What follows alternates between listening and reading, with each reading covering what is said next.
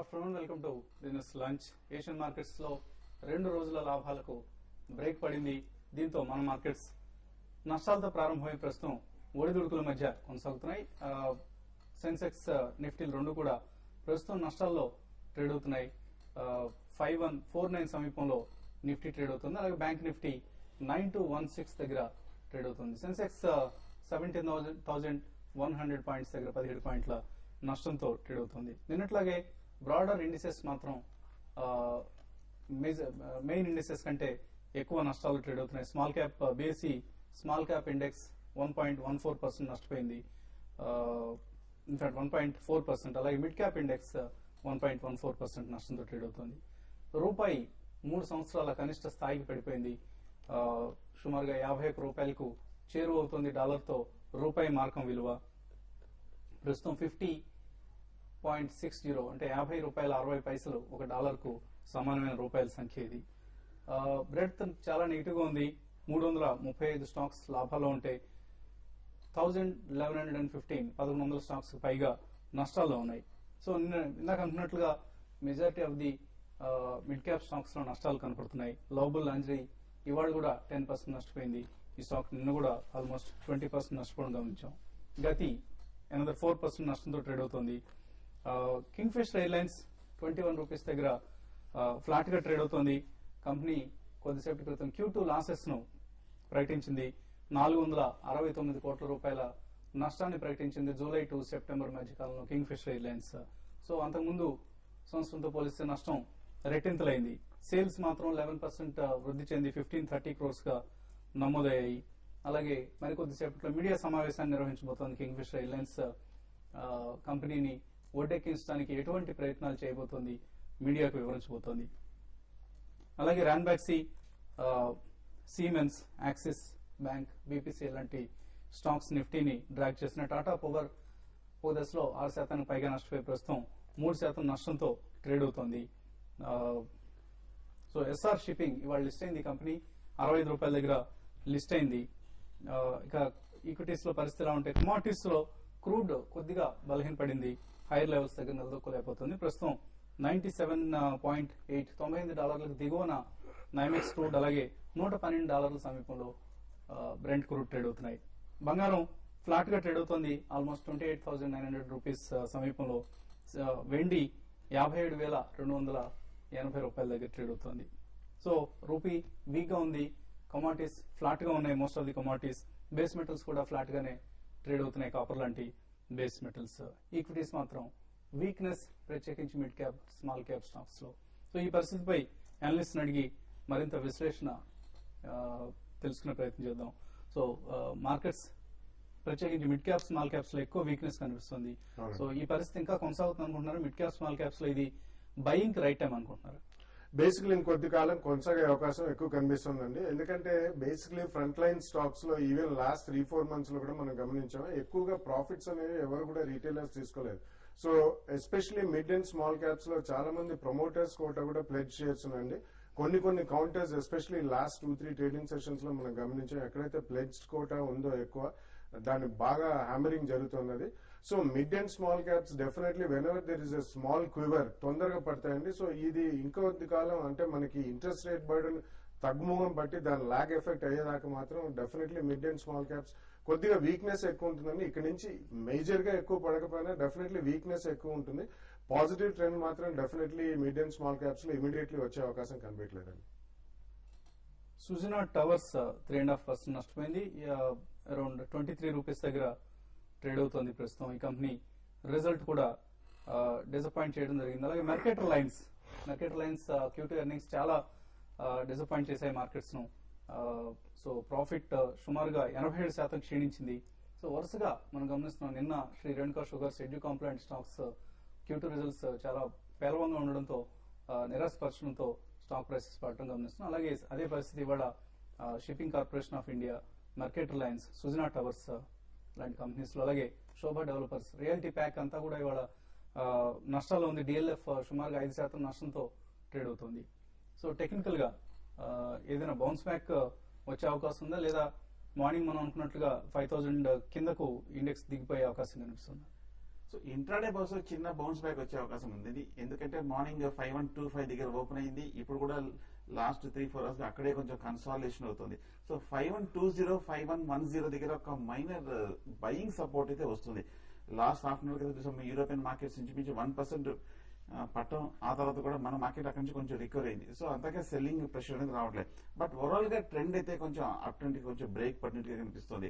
Unless market కనుక ఇవాళ 5150 దగ్గర క్లోజ్ అవుతే రేపు ఎల్లుండి ఒక మైనర్ రికవరీ వచ్చే అవకాశం ఉంది. బట్ ఓవరాల్ షార్ట్ టర్మ్ లో చూస్తే కనుక మార్కెట్ కొంచెం కన్సాలేషన్ సైడ్ వేస్ కొంచెం డౌన్ సైడ్ బయాస్ గా ఉండే అవకాశం ఉంది.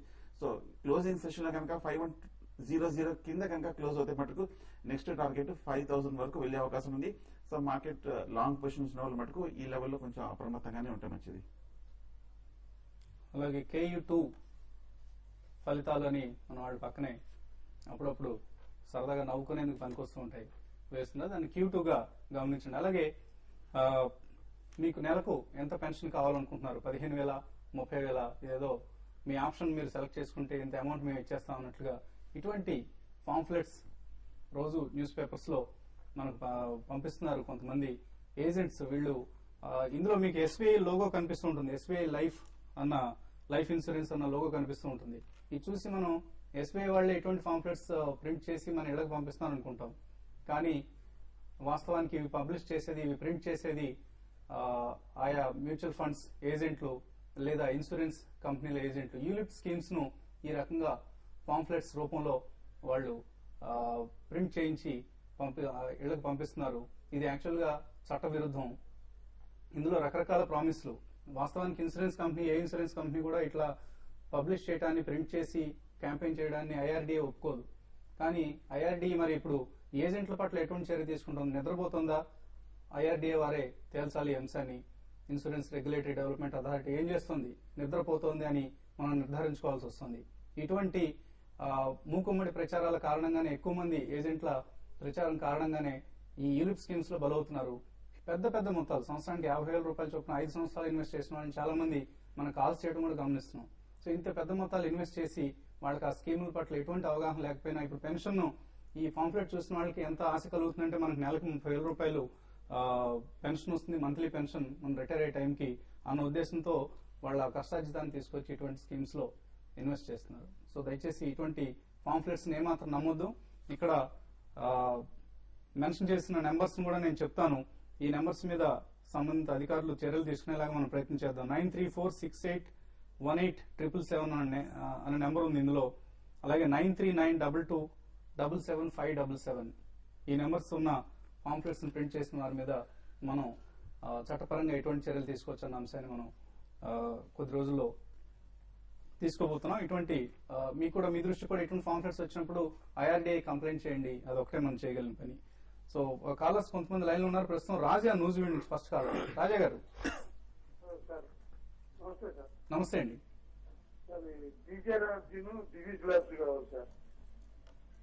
BGR energy and Divi's labs. అవును సార్. BGR ఎనర్జీ రిజల్ట్ బాగా వీక్ ఇచ్చాడు కదా సార్. ఓకే అండి. 34% నెగిటివ్ చూపించాడు సార్. దాని గురించి 345 లో కొన్నాం సార్ మేము. ఓకే అండి. So BGR energy result follow అయ్యారు మీరు? యా, రిజల్ట్స్ వీక్ ఉన్నాయండి. Secondly not only results week ఉన్నాయి, ప్లస్ క్యాపిటల్ గూడ్స్ అన్ని కూడా అసలు ఆర్డర్స్ ఇన్ఫ్లో కూడా చాలా నిస్తేజంగా ఉంది. అసలు ఆల్మోస్ట్ జీరో ఉన్నాయని చెప్పాలి. సో ఈ మూలంగా మనం చూసాం ఈవెన్ BHEL అటువంటి పెద్ద పెద్ద కంపెనీలు, క్రాంప్టన్ గ్రీవ్స్, BHEL ఇటువంటి కంపెనీస్ అన్ని కూడా బాగా క్షీణించాయి లాస్ట్ 1 year లో. సో ఇది మిడ్ అండ్ స్మాల్ క్యాప్ కింద క్వాలిఫై అవుతుందండి. ఎస్పెషల్లీ పవర్ జనరేషన్ సెక్టర్ అంత ఆశాజనకంగా లేదు, and it's directly involve to power generation sector in the capital good segment. So ఈ కాంటెక్స్ లో మీరు ఎక్కడైనా ట్రేడింగ్ బౌన్సెస్ వస్తే డెఫినెట్లీ కొద్దిగా ఈ స్టాక్ నుంచి బయటపడే ప్రయత్నం చేయండి. ఎందుకంటే రీసెంట్లీ చిన్న వదంతులు కూడా వచ్చాయి ఆ కంపెనీ మీద, IT వాళ్ళని. సో ఇవన్నీ కూడా క్లారిఫై అయ్యేదాకా అండ్ ఆర్డర్స్ ఇన్ఫ్లో ఆశాజనకంగా ఉండేదాకా మాత్రం definitely I would request you to stay అవ్వండి. మీ దగ్గర ఉన్న స్టాక్ ట్రేడింగ్ బౌన్సెస్ లో మీరు బయటపడడానికి ప్రయత్నించండి. నెక్స్ట్ కాలర్ శ్రీనివాస్ హైదరాబాద్ నుంచి. శ్రీనివాస్ గారు హలో.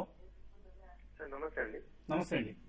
సార్ ఈ ప్రెసెంట్ డిక్లైన్స్ లో A to Z మెయింటెనెన్స్ ఒకటి, ఇంకోటి డైమండ్ పవర్ లో ఇన్వెస్ట్ చేయొచ్చు అండి.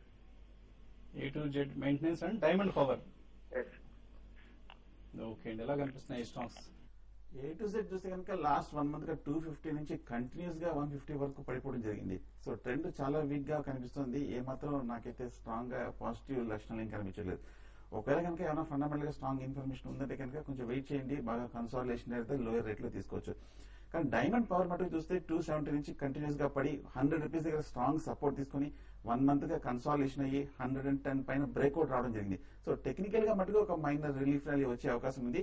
నా ఉద్దేశంలో 105 దగ్గర స్ట్రాంగ్ సపోర్ట్ ఉంది కాబట్టి డైమండ్ పవర్ మటుకు అక్కడ మీరు కొంచెం కాషియస్ గా బై చేయొచ్చు.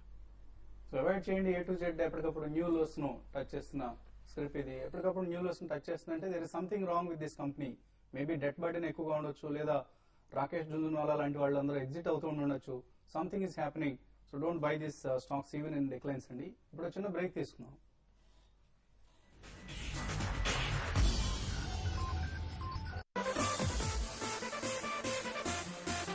River Ultra Pro shampoo.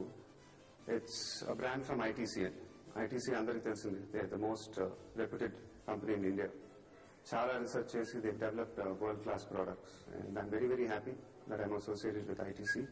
I found out that River Ultra Pro shampoo was developed by world class scientists.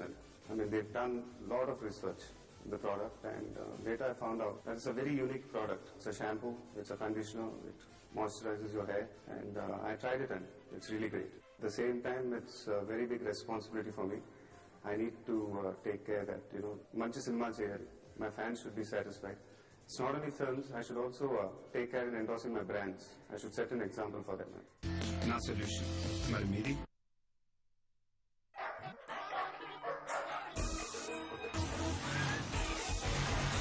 చింత లేదు, బాధ లేదు, కేవలం హాయినిచ్చే నిద్ర.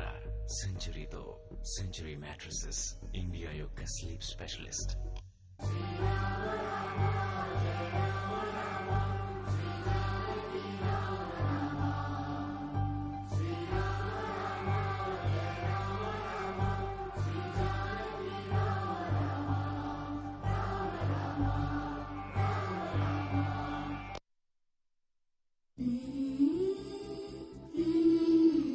అపురూప స్వర్గ సీమ కను పాప చెమ్మ చిరునామ అనుభూతి జ్ఞాపకాల హరివే తోరణమా నిజమయే స్వప్నమా భవితకే బంధమా శత వసంతాల శుభమా సాకారమా మనై జగతికే అరుదైన బహుమానమా సురభోగ యోగ బలమే రాజీవ్ స్వగృహ రాజీవ్ స్వగృహ, మధురానుభూతుల మరో ప్రపంచం. రేపటి ఎగ్జామ్ పేపర్ అవుట్. నడు నడు. ఇలా పాస్ అయితే మనకేం వస్తుంది? పోయేది ఏం లేదు, పోతుంది self respect.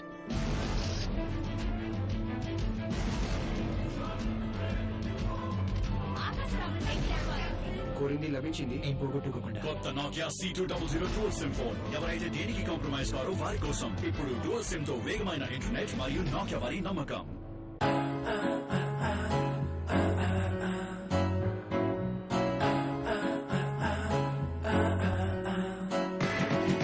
Shri Chaitanya junior college ఎంపీసీలో పక్క బెంచ్ పిల్ల. అప్పుడేంటో నచ్చనే లేదు, ఇప్పుడైతే మర్చిపోలేదు. ఎంపీసీలో పక్క బెంచ్ పిల్ల, ఇప్పుడైతే మర్చిపోలేదు. Good night advance active plus. చాలా దోమలు కనుక ఉంటే దీన్ని యాక్టివ్ మోడ్ పై పుష్ చెయ్యి. 2 దోమలు ఉంటేను నార్మల్ మోడ్ పై పుష్ చెయ్యి. 7 దోమలు ఉంటేను నీ తలకాయ నా తలకాయ కాదు. యాక్టివ్ మోడ్ పై పుష్ చెయ్యి, ఖుషిగా ఉండు. Good night advance active plus. Push చెయ్యి, ఖుషిగా ఉండు. శ్రీరామ ఇలలు పెను చీకటి మందన సీతారామ చూపేది మహిమ మదిలో అసురాలిని మన మదమత్సర క్రోధములే మా నుంచి తొలగించి సుగుణాలను కలిగించి హృదయాలను వెలిగించి మా జన్మము ధన్యము చేయుమురా.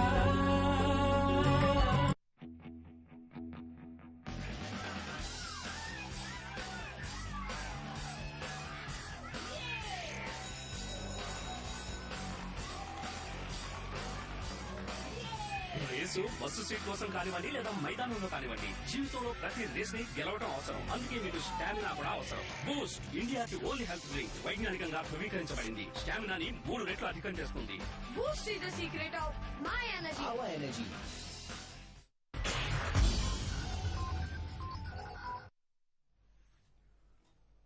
Welcome back.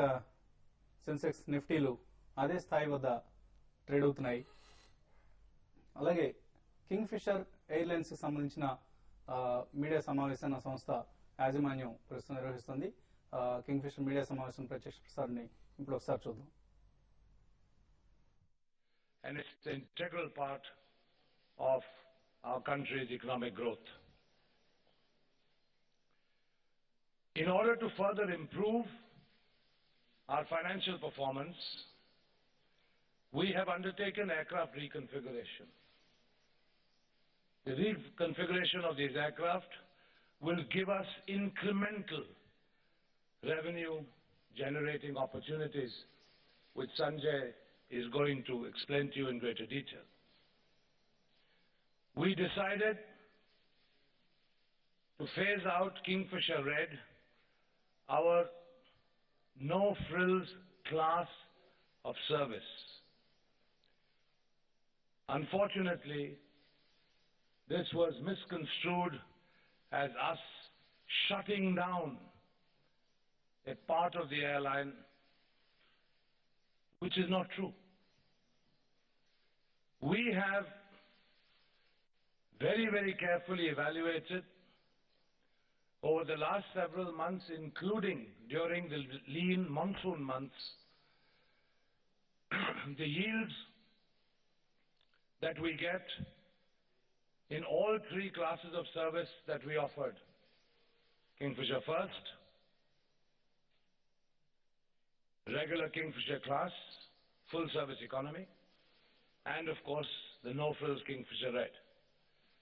And it was very, very evident that our yields in the Kingfisher class were much higher than the yields we were able to get for the Kingfisher Red no-frills class of service. And if you were to add the incremental costs of what we offer as a full-service carrier, the first thing, of course, that comes to everybody's mind is the meal on board, complimentary meal on board.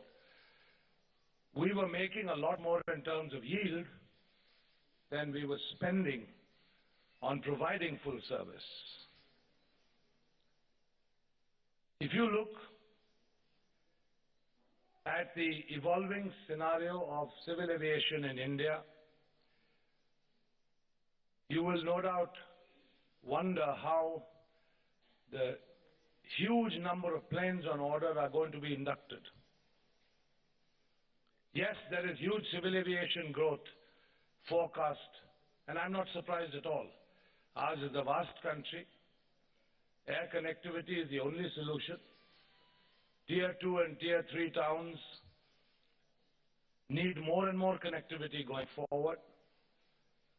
Air traffic is not restricted to the metros anymore. And so the future is bright. But the fact is, if you look at which segment of the pyramid you want to actually focus on, we decided we want to focus on the top end of the pyramid for good reason. The bottom end of the market, which is the low fare, I'm sorry, please understand, I will never say low cost, because everything in India about aviation is high cost. For all airlines, fuel is the same, airport charges are the same, pilot salaries are the same. So there really is no cost differentiator. The only cost differentiator between no-frills or low-fare airlines and full-service airlines is really the meal, first thing that comes to mind, and things like lounge access, frequent flyer program, the global distribution system for reservations, etc. That's the differentiator. Our belief is that with this huge capacity addition, so the Kingfisher airlines promoter Vijay Mallya media సమావేశాన్ని ఉద్దేశించి మాట్లాడుతున్న మాటలు. So లో cost airlines అన్న పదానికే విరుద్ధం ఉన్నాయి. విజయ్ మాల్యా చివరికి ప్రస్తుతం దిగి వస్తున్నట్లు కనిపిస్తోంది. సర్వీసెస్ ను రద్దు చేయడం మినహా తమకు మరో గత్యంతరం లేదంటున్నారు. అలాగే కింగ్ఫిషర్ ఎయిర్లైన్స్ లో ఏదైతే భోజన సదుపాయాలు లేదా స్నాక్స్ వంటి సదుపాయాలు కల్పిస్తున్నారు వాటిని బహుశా రద్దు చేసే ఉద్దేశం ఉన్నట్లుగా కనిపిస్తోంది ఆయన మాట్లాడుతున్న తీరును బట్టి చూస్తే. సో కింగ్ఫిషర్ ఎయిర్లైన్స్ బహుశా త్వరలో లో కాస్ట్ ఎయిర్లైన్ గా రూపుదిద్దుకునే అవకాశాలు కనిపిస్తున్నాయి. సో బాలగారు, ఓవరాల్ గా కింగ్ఫిషర్ ఎయిర్లైన్స్ లో ఆల్రెడీ స్టేక్ తీసుకున్న వారు కావచ్చు లేదా కొందాం అనుకునే వారికి ఎటువంటి సలహా ఇస్తారు మీరు?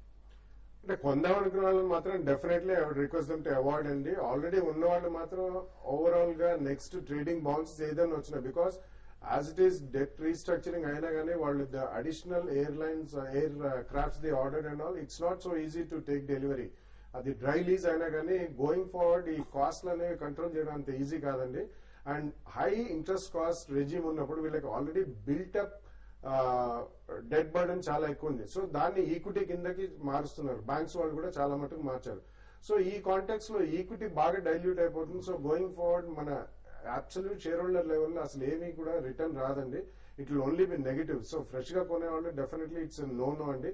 Any airline, not only Kingfisher, even today మనకి చాలా మంది జెట్ ఎయిర్వేస్ అవి మన ఉదాహరణ తీసుకున్న స్పైస్ జెట్ అన్ని కూడా ఆల్మోస్ట్ 60-70% పైన క్షీణించాయి. Airline industry per se world wide కూడా ఎవరికి షేర్ హోల్డర్స్ కి రిటర్న్ ఇవ్వలేదండి. It's a fanciful business for promoters, but it's not a viable business for share holders. So please avoid airline stocks as an investment. There are better alternatives and the aircraft manufacturers are the only people in the world who make money, not airline industry. So ఇది గమనించి చాలా జాగ్రత్తగా invest చేసేటప్పుడు మాత్రం traders definitely they want to follow technicals follow అయ్యి trading positions తీసుకుని profits are losses book చేయండి. Investment కి మాత్రం ఎయిర్లైన్ ఇండస్ట్రీ పనికిరాదు. I can definitely say I'm against the airline industry. Srinivas Nellore నుంచి కాలర్ లైన్ ఉన్నారు. శ్రీనివాస్ గారు. సార్ నమస్తే. సార్ నమస్తే. రేణుకా షుగర్స్ డిష్నాన్ ఫార్మా ఈ రేట్ లో ఎస్ఐపి స్టార్ట్ చేయాలనుకుంటున్నాను సార్, మీ అడ్వైస్ కావాలి. తర్వాత బిల్ కేర్ కూడా తగ్గింది కదా సార్, ఈ రేట్ లో ఏమన్నా తీసుకోమంటారా? 4 years అలా హోల్డ్ చేయగలుగుతాం సార్. అది డిష్నాన్ ఫార్మా రిజల్ట్స్ ఎలా ఉంది కొద్దిగా చెప్పండి. Dishman pharma and Renuka SIP route లో వెళ్ళాలనుకుంటున్నారు, వెళ్ళొచ్చా? యా, కరెంట్లీ అవాయిడ్ చేయండి కొద్దిగా. ఎందుకంటే బేసికలీ షుగర్ మ్యానుఫ్యాక్చరర్స్ మనం లాస్ట్ ఆల్మోస్ట్ 6-8 months నుంచి కూడా కంటిన్యూస్లీ షుగర్ గురించి ఎవరు అడిగినా చెప్తున్నాండి స్టే అవే అని చెప్పి. మెయిన్లీ వాళ్ళకి ఇన్పుట్ కాస్ట్ ఆల్మోస్ట్ 200-300% పెరిగిందండి. లాస్ట్ క్రషింగ్ సీజన్ తీసుకుంటే they use to buy sugar cane at about 700-800 rupees per ton. అది ఆల్మోస్ట్ 2200-2400 rupees per ton వచ్చింది. And secondly integrated sugar manufacturers ethanol అది కూడా ఆశాజనకంగా లేవండి rates. They not able to sell it at a profitable rate. Third thing, ఇప్పుడు Renuka sugars కానివ్వండి, Bajaj Hindusthan equity బాగా dilute చేస్తున్నారు. రేణుకా షుగర్స్ 2 ప్రాజెక్ట్స్ బ్రెజిల్ లో అక్వైర్ చేసిన తర్వాత హ్యూజ్ డెట్ బర్డన్ అయిందండి. And high interest cost regime ఉన్నప్పుడు వాళ్ళకి బాటమ్ లైన్స్ సీరియస్ గా డెంట్ అవుతాయి. సో ఇది కంప్లీట్లీ బ్యాలెన్స్ షీట్ క్లీనప్ అయితేనే కానీ I don't think it's a good investment bet. So currently మాత్రం మీరు అవాయిడ్ చేయండి. మేబీ ఆఫ్టర్ నెక్స్ట్ 6 months కొద్దిగా ఏమైనా వీళ్ళు డెట్ రీస్ట్రక్చరింగ్ చేసుకుని ఏదైనా ఎక్స్టర్నల్ డెట్ కి మార్చుకుని లో ఇంట్రెస్ట్ కాస్ట్ లో వస్తే అప్పుడు we can take investment position. అప్పుడు మాత్రం definitely I request you to stay away from Renuka అండి. సో వెయిట్ చేయండి, మేబీ డిక్లైన్స్ లో తీసుకోవచ్చు. రేణుకా షుగర్స్ లాంటి ఫండమెంటల్ మంచి కంపెనీలు అండి, అందులో ఎటువంటి డౌట్ లేదు.